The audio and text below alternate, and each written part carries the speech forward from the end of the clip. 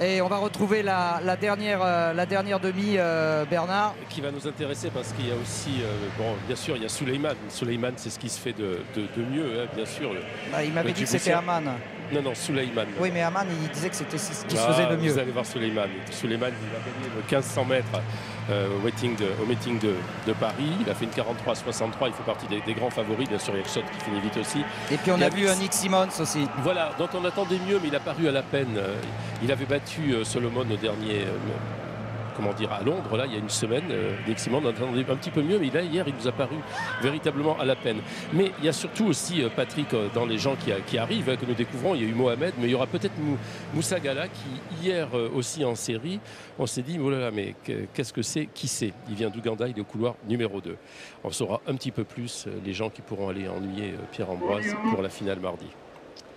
Et ça fait vraiment du monde, hein. Ça fait vraiment du monde et il n'y a que 2 places pour la finale, plus les 2 meilleurs temps sur l'ensemble des 3 demi-finales. Ouais, pour la beauté aussi, regardez Souleymane, c'est pas mal, il est en vert, il va se rabattre. Pour l'instant, il est en 3e position visuellement sur l'écran. Hein. Oui, avec pour l'instant Bala. Qui a pris le meilleur départ du Qatar. Souleymane qui va se glisser juste en derrière. 2e position. Là, c'est beaucoup plus l'Afrique et l'Asie qui semblent dominer dans cette série. Mais attention à Nick Simmons, attention à Adam Schott. Et Moussa Galla à l'extérieur qui essaie de passer. Il me semble que c'est lui, oui, c'est ça. Oui, c'est Moussa Galla devant Bala et Nick Simmons qui a compris le danger, voilà, mais qui est obligé de faire l'extérieur. Il est un peu baladé, l'Américain, là. Voilà, donc très belle impression. On va voir ce qui pourra rester de Moussa Galla. Souleymane et puis l'Alfoncier pour supporter ça, je peux vous le dire. Quand vous faites 3,30, le 800 ne vous pose pas de soucis. Hein. Oh là, ce 800 mètres promet énormément en finale. Avec Moussa Galla qui contient toujours pour l'instant, mais pour combien de temps l'Ougandais, alors que derrière on attend l'accélération de Souleymane.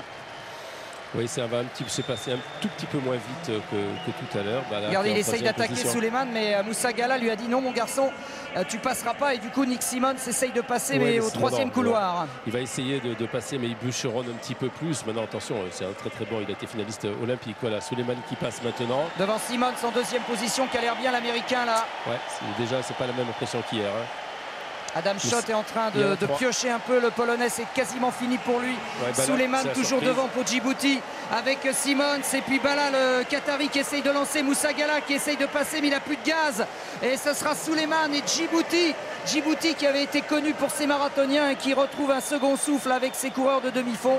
Souleymane et Simmons sur la même ligne. Ouais, il s'est retrouvé là. Comme quoi il faut faire très attention. C'est vrai qu'il n'a pas la fluidité, il n'a pas le même style que Souleymane. Ça va être ouvert. Ça va être une finale très ouverte. Ouais, nettement moins impressionnant quand même que ce qu'on a vu dans la première avec Solomon ou avec Aman et Pierre-Ambroise. Alors, je vais vous dire, moi je pense Solomon, Aman, et après ça va être peut-être entre Mohamed et a priori, hein, comme ça, hein, si on jouait, mais c'est un petit peu un coup de dé, hein, cette histoire.